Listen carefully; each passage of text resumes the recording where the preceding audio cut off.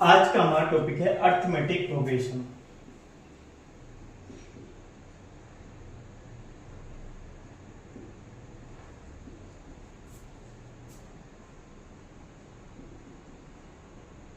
जिसे शॉर्ट में बोला जाता है एपी। अर्थमेटिक प्रोग्रेशन शॉर्ट में हम डिनोट करते हैं इसको एपी से।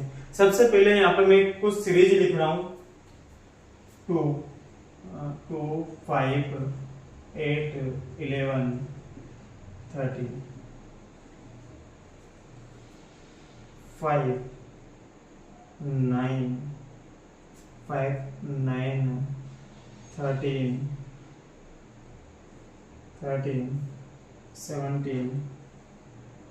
21,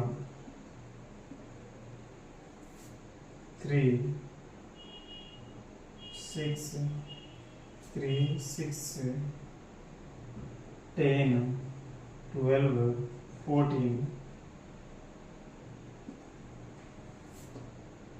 5, 7, 10, 15। यहाँ पे मैंने कुछ सीरीज लिखी है। सबसे पहले हम बात करते हैं फर्स्ट सीरीज की। तो यहाँ पे आप देखोगे एनी टू कॉन्जिक्यूटिव टर्म्स का जो डिफरेंस है वो सेम है। कैसे? इन दोनों टर्म को माइनस करो तो इनका जो डिफरेंस आ रहा है वो आ रहा है यहाँ पे +3।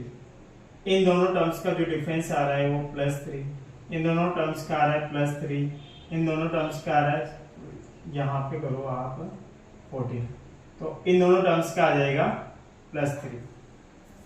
तो यह एक एपी है, इसको हम एपी बोल सकते हैं क्योंकि यहाँ पे एनी टू कॉन्जिक्यूटिव टर्म्स का जो डिफरेंस है वो सेम आ रहा है, तो इसे हम एपी बोल सकते हैं।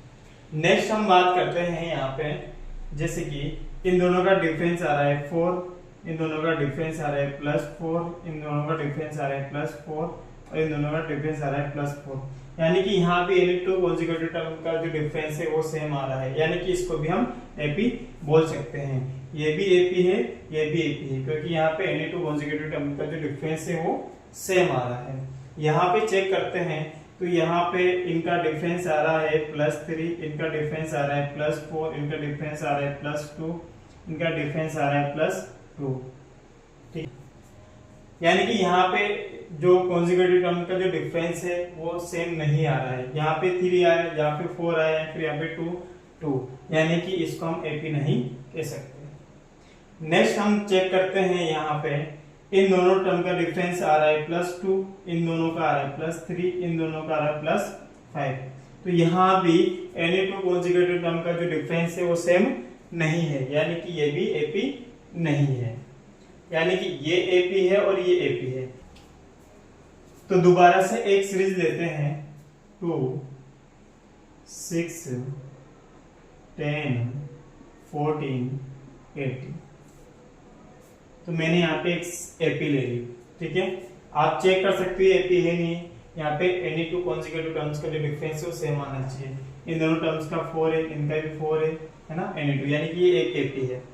तो यहाँ पे जो डिफरेंस है सभी का है ना वो सेम आ रहा है, इसी को बोला जाएगा कॉमन डिफरेंस।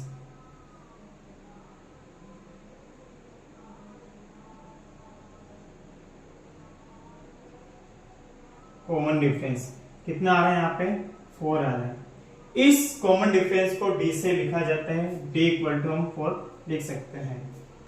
यहाँ पे 2 जो है ये फर्स्ट टर्म रहेगी, एपी की फर्स्ट टर्म, इसको डिनोट करते हैं T1 से या A1 से भी इसको डिनोट करते हैं। इसको T2, T3, T4 और T5। T1 क्या है यहाँ पे, T1 या A1 क्या है 2, T2 6 है, T3 क्या है 10, T4 क्या है 14, T4, T5 18। तो ये सारी क्या है टर्म्स है। एपी की सेकंड टर्म को T2, थर्ड टर्म को T3, T4, T5, ठीक है। ऐसी प्रकार जो लास्ट वाली टर्म रहेगी वो लिखी जाएगी Tn से। किससे लिखी जाएगी? Tn से लिखी जाएगी यहाँ पे, ठीक है। अब जनरल फॉर्म क्या होती है एपी की?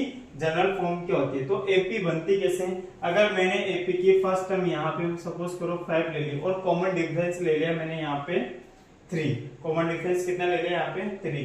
तो देखो एपी कैसे बनती जाएगी, फर्स्ट टर्म में कॉमन डिफरेंस ऐड कर दो 8, फिर इसमें कॉमन डिफरेंस ऐड कर देता हूँ 8 में 3 11, फिर कॉमन डिफरेंस ऐड कर देता हूँ, फिर कितना हो जाएगा 14, फिर 3 ऐड कर दिया 17।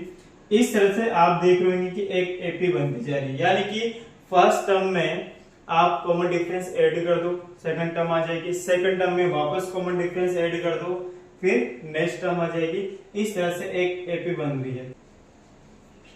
अब एपी की जनरल फॉर्म कैसे लिखी जाएगी, इसके लिए मैं फर्स्ट टर्म ले रहा हूं यहाँ पे ए, और सेकंड टर्म ले रहा हूं ए प्लस डी, थर्ड हो जाएगी ए प्लस 2d, ए प्लस 3d, इसी प्रकार आगे तक चलती जाएगी।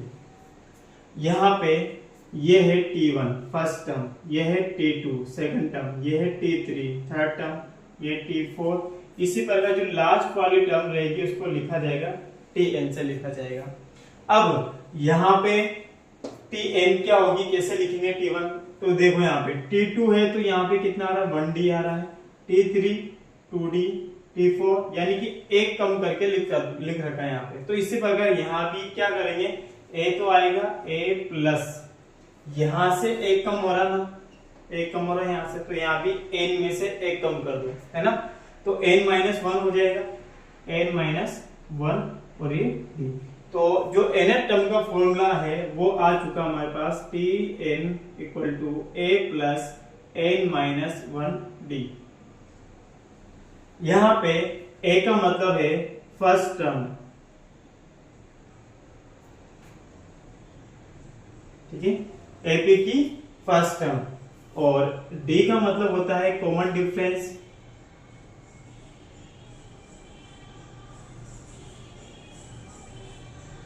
कॉमन डिफरेंस, ठीक है, a का मतलब फर्स्ट टर्म है और d का मतलब क्या है, कॉमन डिफरेंस है, और n का मतलब है number of terms, number of terms, ठीक है, और Tn का मतलब क्या है, nth टर्म है। तो ये जनरल फॉर्मूला हो गया, ठीक है। अगर किसी एपी की हमें फर्स्ट टर्म और कॉमन डिफरेंस पता है तो उस एपी की हम कोई सी भी टर्म फाइंड आउट कर सकते हैं। अगर इस एपी की हम बात करते हैं तो इसमें हमें T20 फाइंड आउट करना है या T50 फाइंड आउट करना है तो कर सकते हैं। अब क्योंकि इस एपी का हमारे पास फर्स्ट टर्म भी है और कॉमन डिफरेंस भी है, इसके हम फर्स्ट टर्म की बात करते हैं तो फर्स्ट टर्म कितनी है यहाँ पे 5, और जो कॉमन डिफरेंस है वो कॉमन डिफरेंस कितना है यहाँ पे 3। इस एपी की हम कोई सी भी टर्म फाइंड आउट कर सकते हैं, जैसे कि T20 फाइंड आउट करते हैं तो जनरल फॉर्मूला क्या होता है, Tn a plus n minus 1d, ठीक है। यहाँ पे n की वैल्यू कितनी होगी, 20 होगी, T20 और फर्स्ट टर्म 5 प्लस n की वैल्यू 20 माइनस 1 और d की वैल्यू यहाँ पे कितनी है 3। सोल्व करते हैं, यहाँ पे T20 प्लस 20 में से 1 माइनस करेंगे यहाँ पे 19 इंटू 3, तो T20 5 प्लस 57, इन दोनों को ऐड कर देंगे तो यहाँ पे 62 आ जाएगा। सपोज करो हमें T50 फाइंड आउट करना है तो T50 a की वैल्यू यहाँ पे 5 प्लस 50 माइनस 1 और यहाँ पे हो जाएगा कॉमन डिफरेंस कितना आ रहा है यहाँ पे 3, तो मल्टीप्लाई 3, तो 5 प्लस 50 में से 1 माइनस करेंगे यहाँ पे कितना हो जाएगा 49 मल्टीप्लाई बाई 3, 5 प्लस यहाँ पे मल्टीप्लाई करो 3 से तो कितना आ जाएगा 147 और ऐड कर देंगे तो कितना हो जाएगा यहाँ पे 152। इस प्रकार T50 कितना आ गया 152 आ गया। अब हम बात करते हैं types of AP.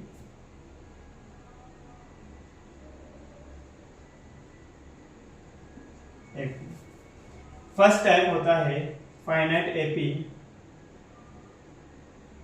Finite AP, दूसरा इनफाइनाइट एपी।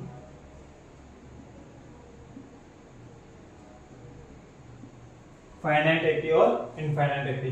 अब फाइनाइट एपी क्या होती है और इनफाइनाइट एपी क्या होती है? जिस एपी में नंबर ऑफ टर्म्स फाइनाइट होती है उसे फाइनाइट एपी कहते हैं, और जिस एपी में नंबर ऑफ टर्म्स इनफाइनाइट होती है उसे इनफाइनाइट एपी कहते हैं। मैं कोई एपी ले रहा हूं यहाँ पे 2, 4, 6, 8 और इसकी लास्ट टर्म ले रहा हूं मैं यहाँ पे 28। इस टाइप की जो एपी रहेगी ये फाइनाइट एपी है। क्यों रहेगी? क्योंकि इसमें नंबर ऑफ टर्म्स फाइनाइट है। हम पता कर सकते हैं कि इस एपी में कितनी टर्म्स है, पता करके देखते हैं कितनी टर्म्स है। फॉर्मूला होता है n टर्म का Tn a plus n minus 1d। यहाँ पे ये है T1 और ये है Tn लास्ट टर्म। तो यहाँ पे Tn की वैल्यू है 28, a की वैल्यू यहाँ पे 2 प्लस n की वैल्यू फाइंड आउट करनी है। इसका जो कॉमन डिफरेंस है वो है 2 इधर माइनस कर देंगे 26 हो जाएगा, n माइनस 1 और ये 2 तो इधर आ जाएगा डिवाइड में 26 अपॉन 2 n माइनस 1 कैंसिल हो जाएगा यहाँ पे 13। तो n की वैल्यू जो निकल के आएगी 14, यानी कि हमें यहाँ पे नंबर ऑफ टर्म्स पता है 14 है, यानी कि इस एपी की नंबर ऑफ टर्म्स हमें पता है कितनी है 14 है, यानी कि इसको हम फाइनाइट एपी बोल सकते हैं। ठीक है, एक और एग्जांपल ले रहा हूँ 5, 10, 15, 20 और इसकी लास्ट टर्म ले रहा हूँ 85। ठीक है, ये भी एक फाइनाइट एपी है। हम यहाँ पता कर सकते हैं कि इस एपी की टोटल टर्म्स कितनी है। तो फॉर्मूला होता है Tn a plus n minus 1d। First term कितनी है यहाँ पे 5 है और ये तो T1 हो गया और ये हो गया Tn। तो Tn की वैल्यू यहाँ पे 85 है, फर्स्ट टर्म यहाँ पे 5 है प्लस n माइनस 1 और कॉमन डिफरेंस जो आ रहा है यहाँ पे 5 आ रहा है तो इंटू 5, प्लस का 5 इधर आके माइनस का 5 हो जाएगा, n माइनस 1 इंटू 5।